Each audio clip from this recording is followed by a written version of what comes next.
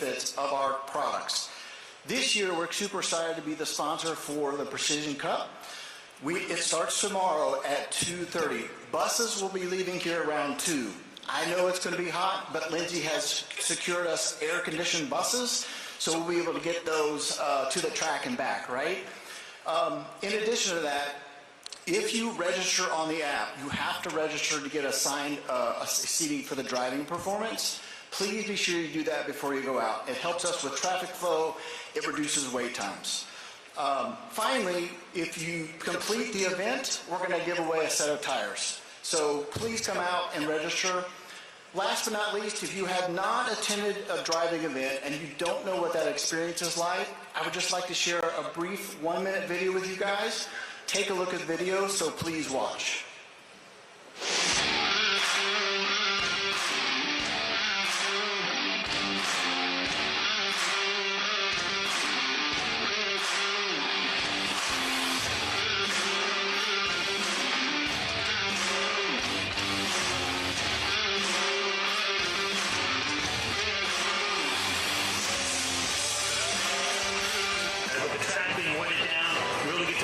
To the test on these vehicles. I would definitely trust the Firestone tire on our car.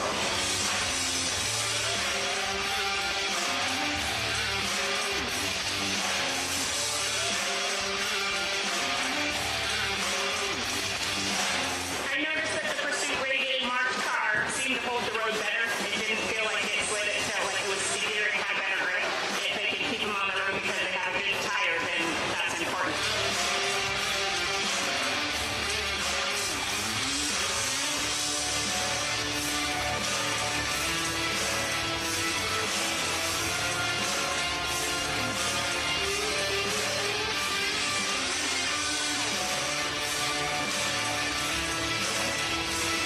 When you came out, when you made that turn, you could get back in and feel the tire physically bite in versus sliding and pushing you out. It's very beneficial.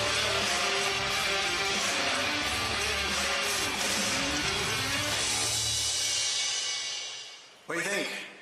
Coming out tomorrow? All right. So thank you for your time.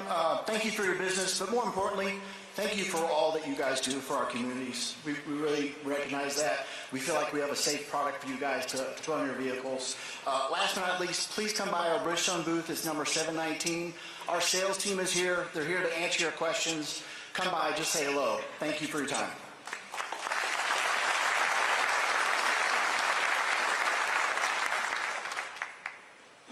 The wounded eagle, stars and stripes burn. A nation battered for justice we yearn. Lies and deceit, corruption in plain sight. It's up to the patriots. Stand up and fight. This is the land of the free. Stand up and fight. Liberty and justice we always abide. See shine, see our flag flies through life. God bless America, red, white, and blue. The darkness looms, the injustice stains. The division is running through our veins, the left and right, constant strife. Tearing the fabric of American life.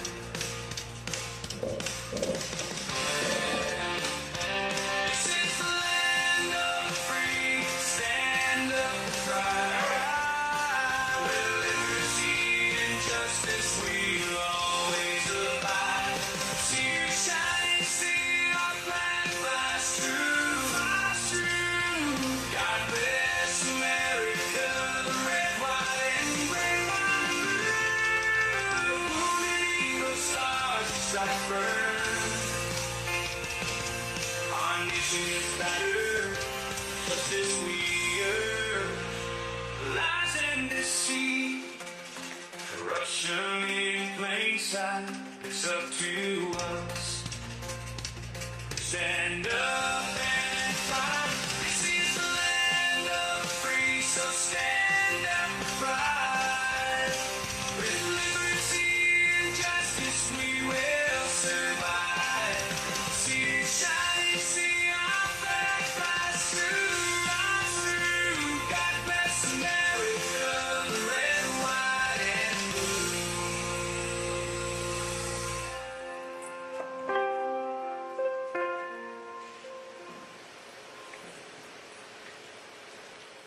The National Sheriff's Association invited the three major presidential candidates to come address us today.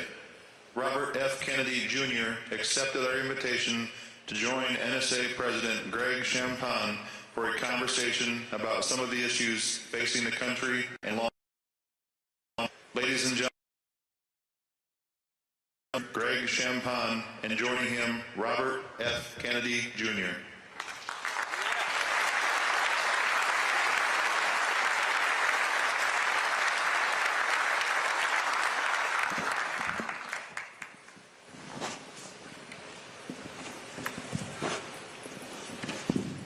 Good afternoon. The format of Mr. Kennedy's presentation today will be a short series of questions in which we've solicited some of our expert members in various subject matters to compile questions, which I will ask Mr. Kennedy, and of course he will, I'm sure, give us some good answers. The first, obviously, and probably the most all-consuming issue for sheriffs, Mr. Kennedy, has been the border crisis and immigration. We appreciate the fact that you've traveled to the border multiple times to see the crisis firsthand. Our first question comes from Border Sheriff Benny Martinez of Brooks County, Texas. And it is, with the past two presidents running, what would you do differently and the same than these prior administrations when it comes to the border crisis as well as immigration? And what policies would you keep in place? Thank you for Sheriff Champagne, and I just want to say how grateful I am to be here today. I grew up in a rural area, and I've lived in rural areas in South Dakota and Alabama and other states, but I grew up in a rural county in Virginia, and the sheriff was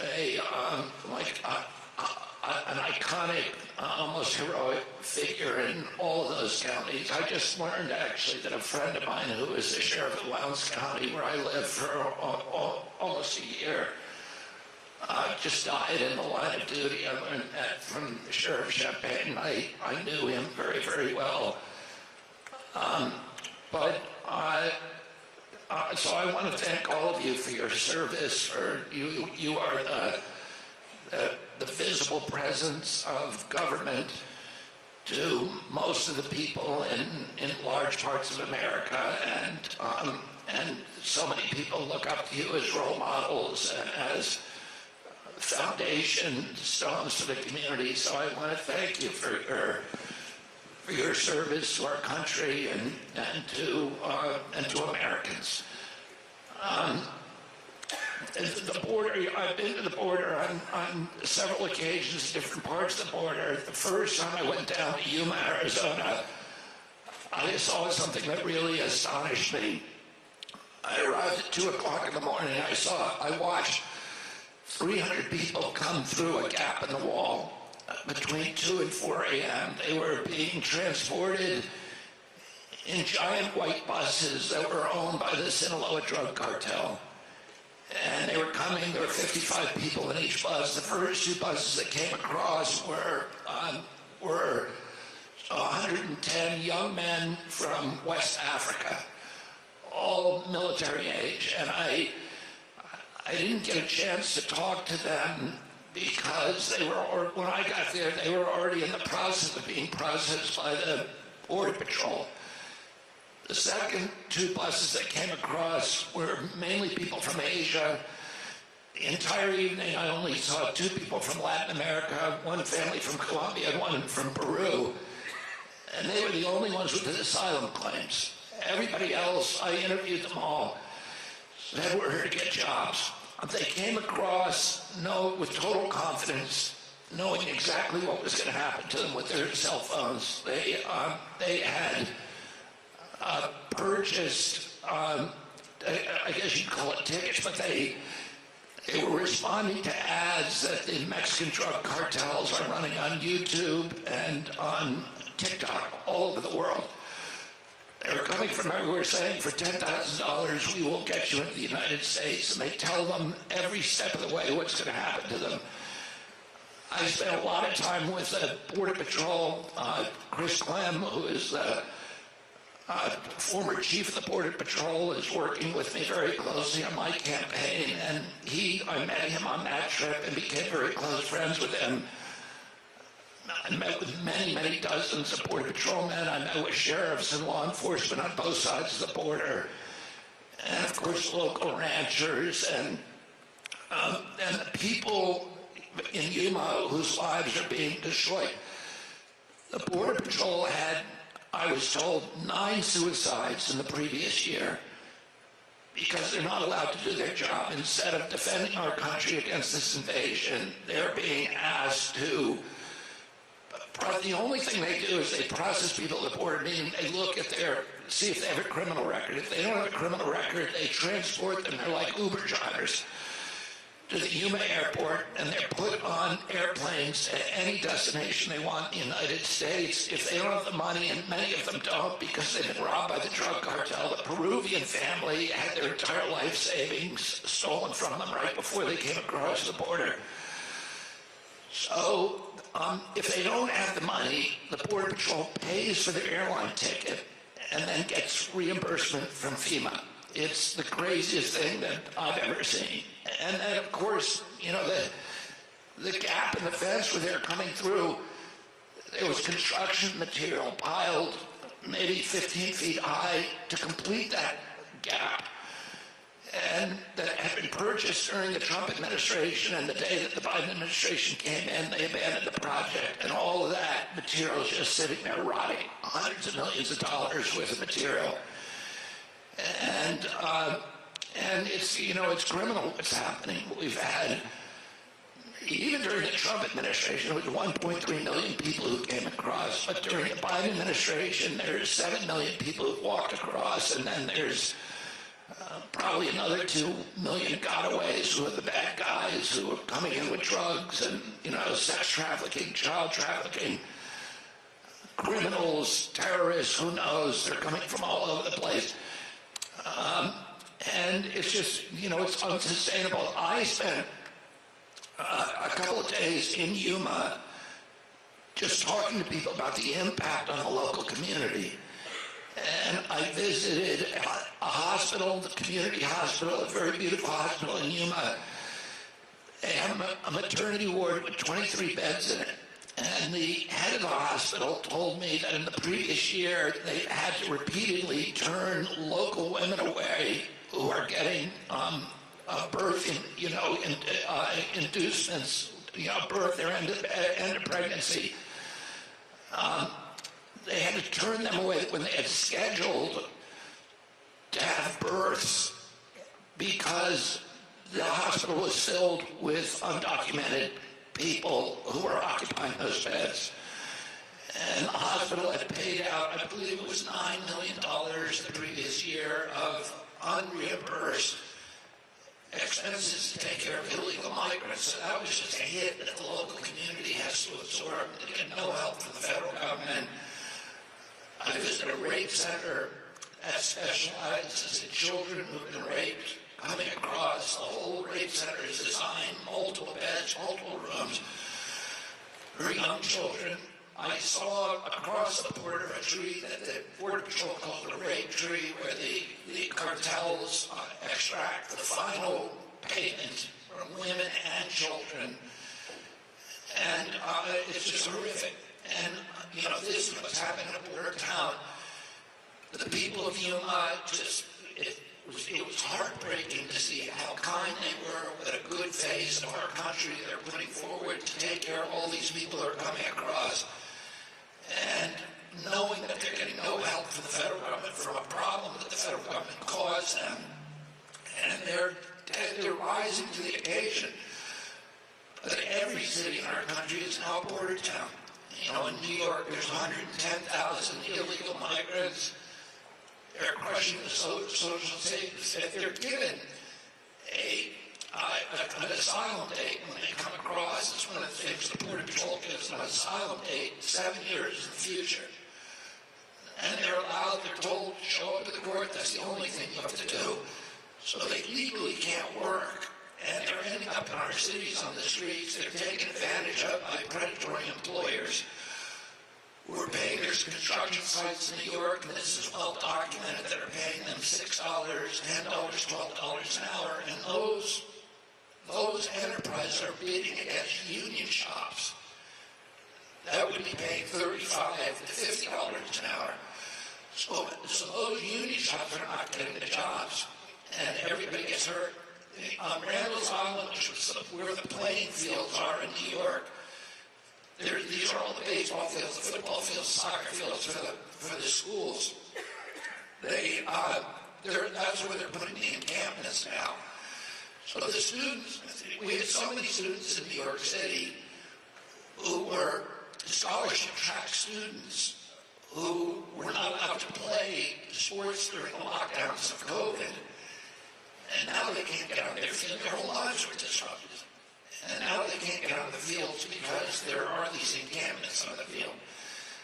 And it's absolutely cataclysmic. It's incomprehensible. It's hard to not think that there's some kind of sinister motive behind it. You know, and the Border Patrol, I had detailed talks about their meetings with Senator Mayorkas, with Secretary Mayorkas, and it gets even more bizarre, you know, after that, and I'm happy to talk to you about any of you about that later. But it's easily solvable. Everybody agrees on that. Everybody agrees we can stop this. There's three major things that we have to do. One is we have to plug those 27 gaps in the wall. You don't need a 20-foot, 5-foot wall all the way from Brownsville, Texas, 2,200 miles to San Diego. But you do need it in the urban areas where migrants can come across and disappear very quickly. In the rural areas, you need fencing and you need access roads. And the fencing had been constructed during the Trump era, but it was literally, a lot of it was dismantled. The long-distance cameras were taken down by the Biden administration as soon as they came into office. The night vision and the lights were taken down. A lot of the sophisticated sensors. You know, Israel has the most sophisticated fence in the world. And until October 7th, nobody was getting through. Until, you know, there was a concerted effort by 3,000 people to get through 2 years of planning. Before that, the sensors and the surveillance system stopped people from getting through. With very, very few people on the border, that was one of the problems. They moved all the troops, the IDF troops, up to the north because they had so much faith in that fence. So you can build a fence that works. It doesn't have to be, you know, massive, multi-billion-dollar wall. You need a fence, and you need obstacles, and you know that's been dismantled. So you need those infrastructure. We need personnel.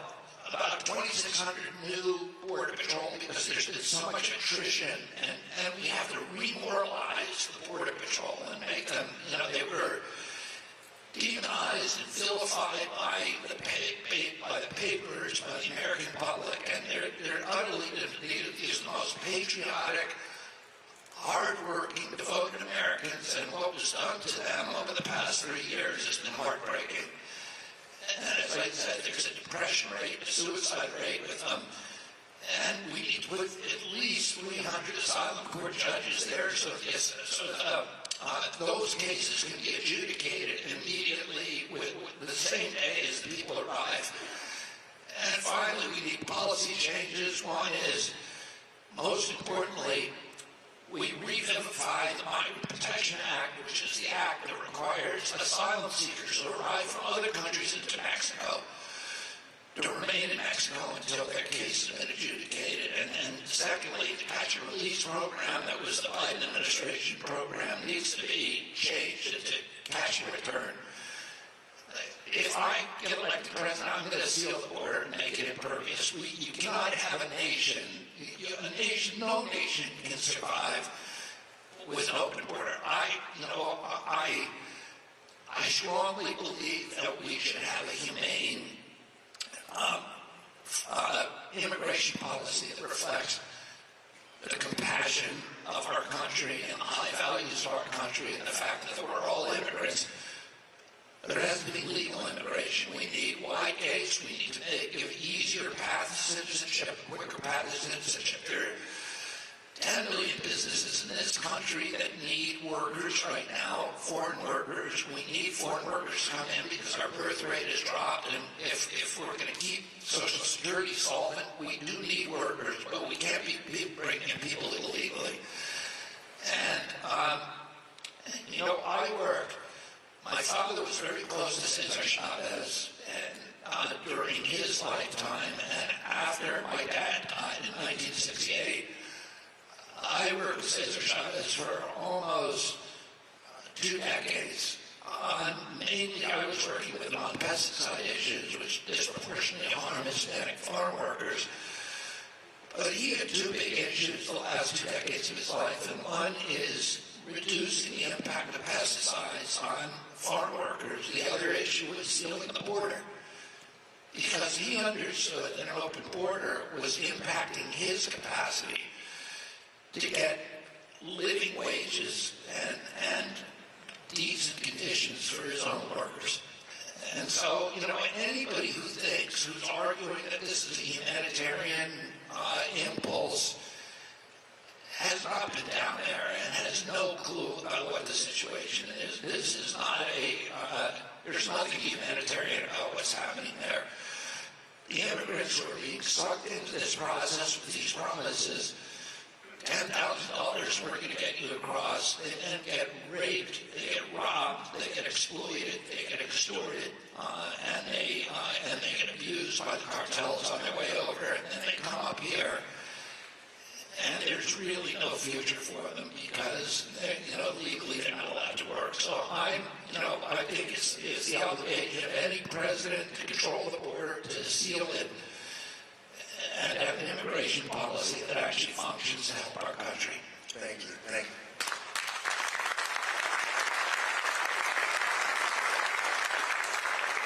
Our next question, again, seems like all we deal with is crises. Comes from one of our board members, Sheriff Gabe Morgan, and it regards the mental health and drug crisis, particularly in our jails. It's estimated that 60% of the inmates in our jails are there because of some degree of mental illness, substance abuse. Many have drug problems. What are possible solutions that you have in addressing the mental health crisis in our country? This is one of the spear tips of my campaign. We have an epidemic now of mental health crisis, depression, suicide. Suicide's now the second largest cause of death among young people. Alcoholism addiction. We lost 107,000 American kids last year to fentanyl. I buried one of my close friends. I just did the eulogy on his funeral on Friday. He was a professional bodybuilder, weightlifter, award-winning, one of the top people in the country, and had extraordinary self-discipline, but nobody is impervious to this disease. And we have an entire generation of kids that's suffering from alienation and dispossession and the atomization that comes from many forces that most of us did not have to cope with when we were growing up. I have 7 kids, and I'm watching them negotiate the social media, the video games, the ease with which you can purchase drugs and all kinds of stuff on the internet, and the altered social norms that are driving us all apart, that are destroying any feeling of community. And that, is something that we need to restore in this country, that sense that we belong in a community, that we belong somewhere, and that our lives are worthwhile. And this is going to get worse and worse as AI begins replacing many of our jobs. And the difficulty that people are going to have when their lives become purposeless. Work does not just give you money, it gives you a sense of self, and it gives you a sense of belonging to your community and a sense of importance. And we're going to watch over the next 4 or 5 years many of our jobs disappear. And what that's going to do to us, I think, is going to really amplify these issues. I think we need people in public office who are thinking of that, who are planning for it.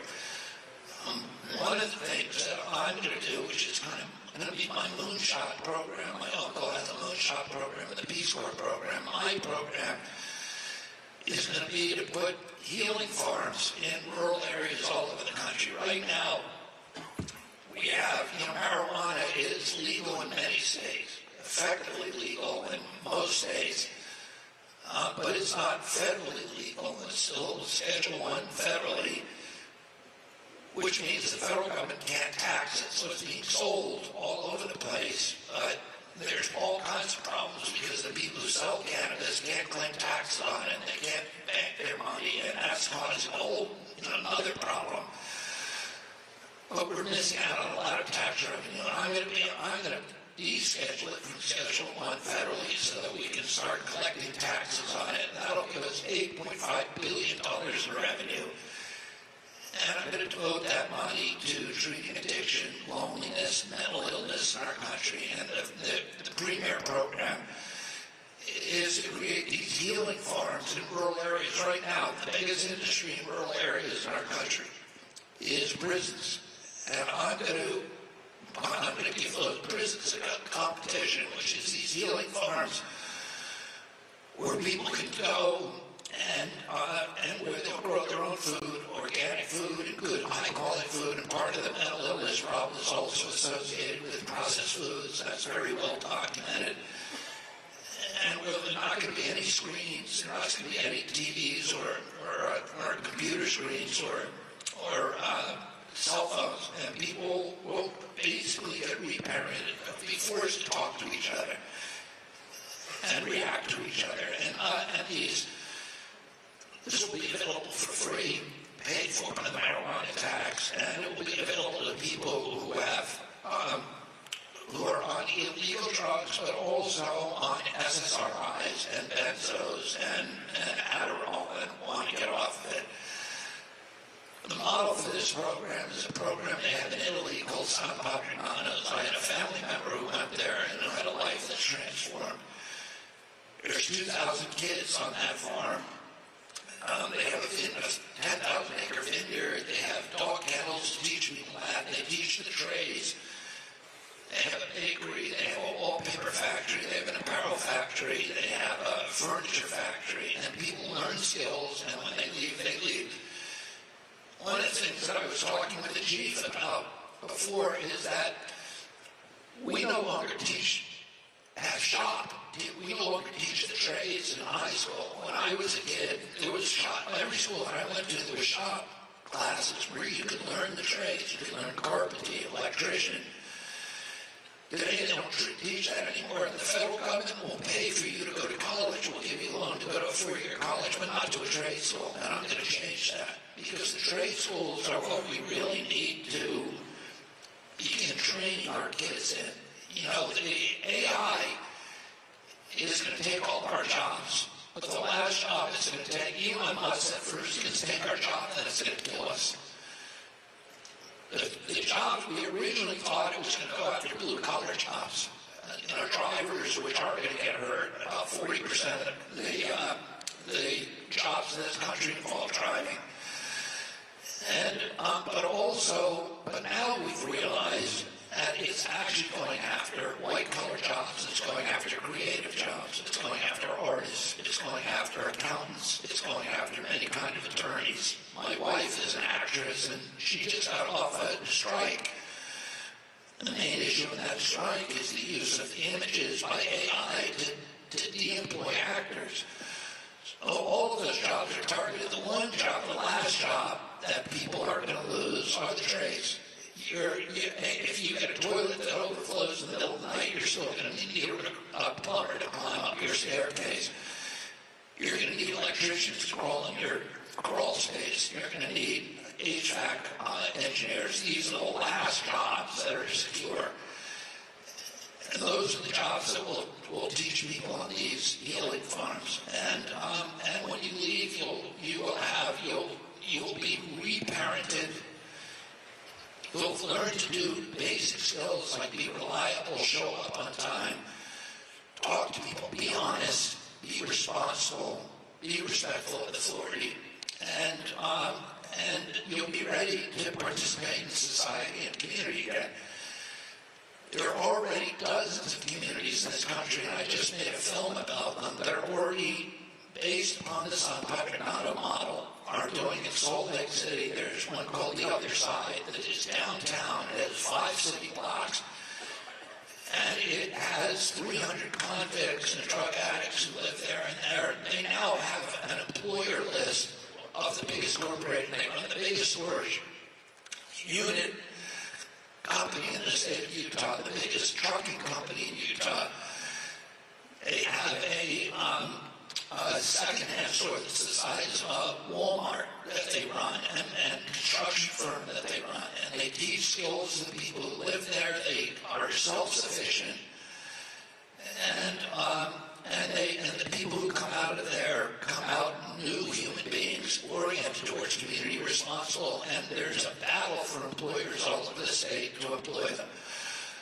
So that's one of the things that I'm going to do. You know, our prisons are filled. I think 50 to 60% of the people in prison are there for drug offenses, or non-violent drug offenses.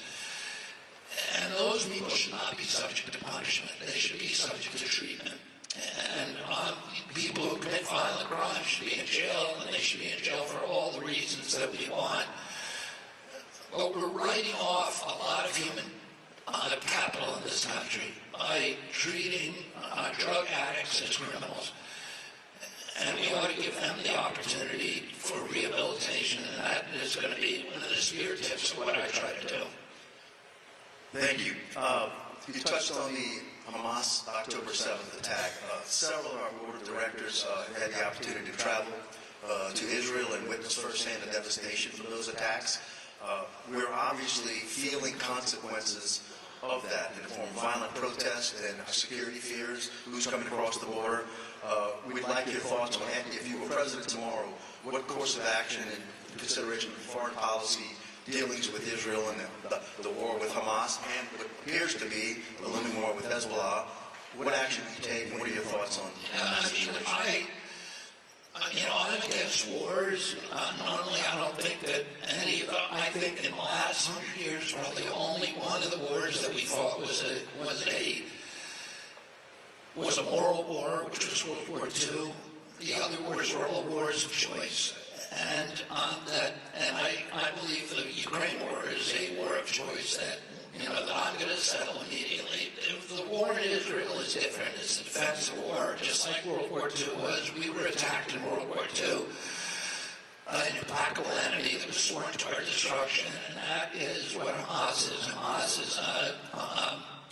is a group that in its charter, it says that its only purpose is the annihilation of Israel. And it actually says in its charter that it's against the Islamic law to even negotiate with Israel, except as a ruse.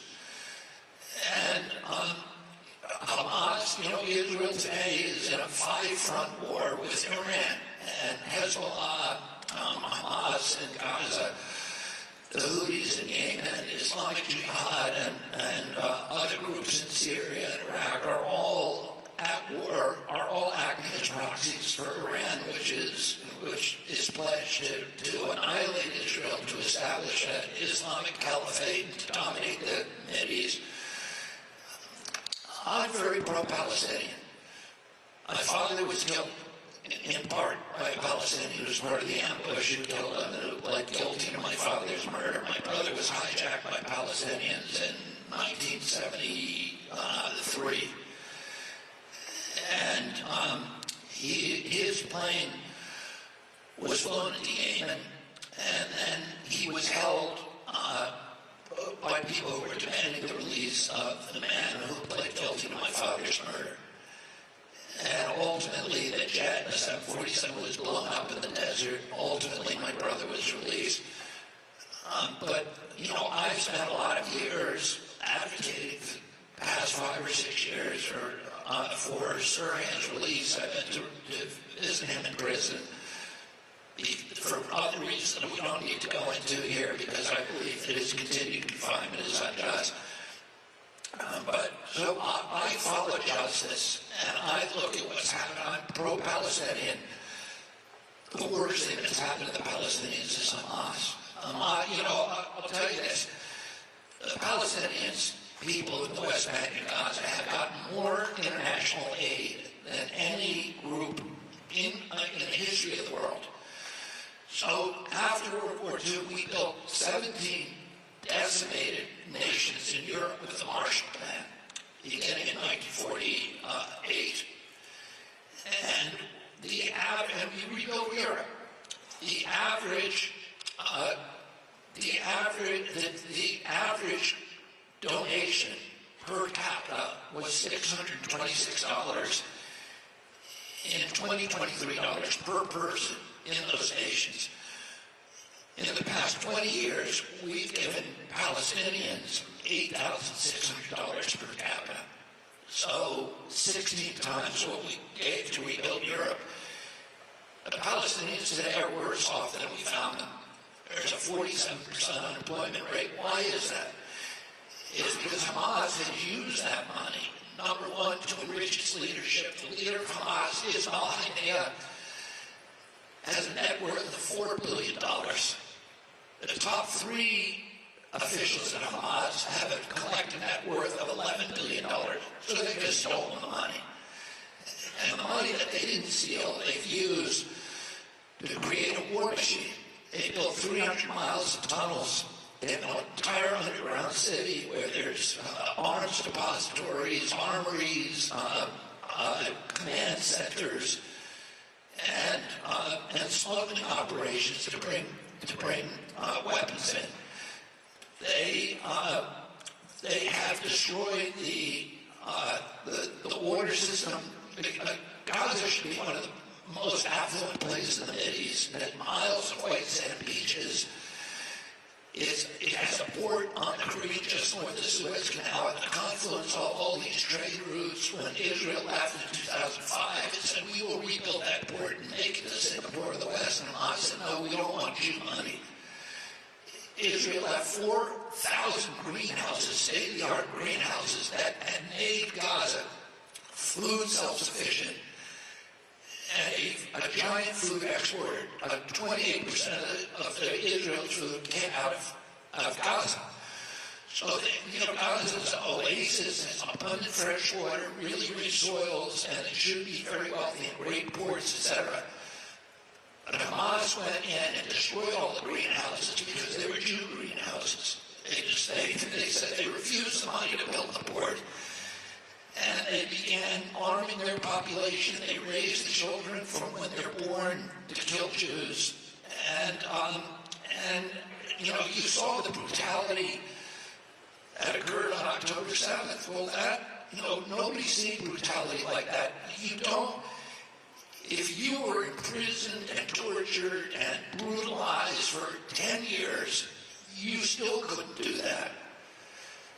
The people who did that were raised from when they were born to dehumanize Jews, and that's what, Hamas, this is a business for them. It's an organized crime network, and I don't see any choice for Israel but to disarm Hamas. So, I think it's important for our country to support Israel. It's the only democracy in the Mideast, the only place everybody in Israel gets to vote. Palestinians serve in the Knesset, they serve on the judge, there's free speech.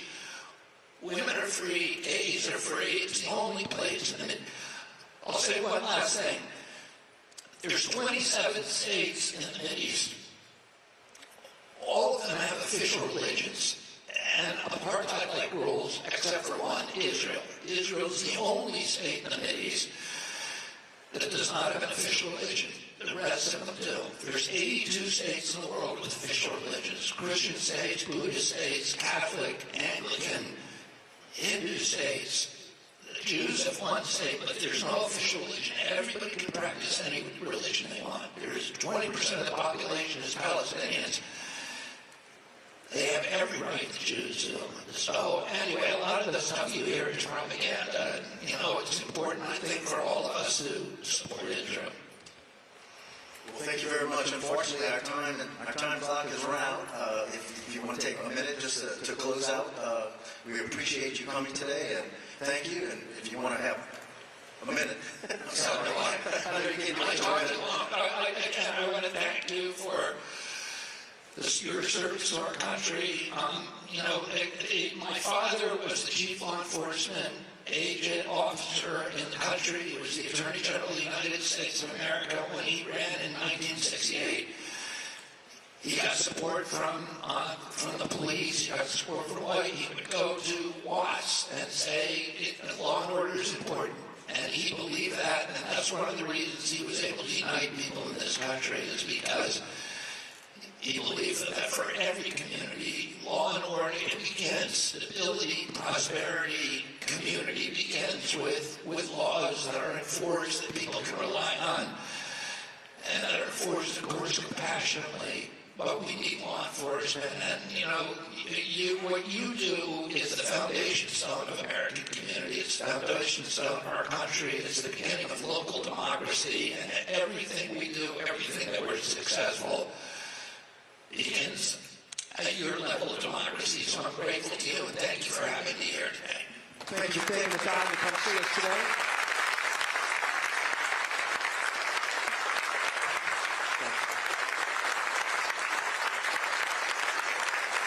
Thank you all very much.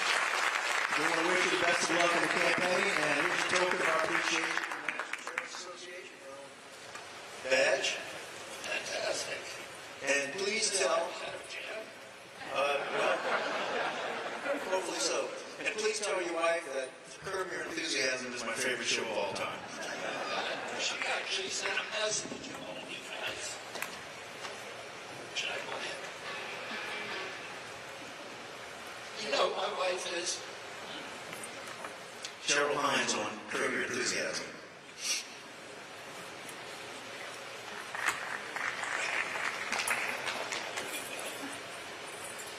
Did you know he roomed with Larry David for how many years? 2 years. Hi, Bobby. I just wanted to say hi to all of you at the National Sheriff's Association, and thank you for the work you do. Wow, it's pretty extraordinary. Sorry I couldn't be there, but it's nice to meet you all virtually. Thank you, Cheryl.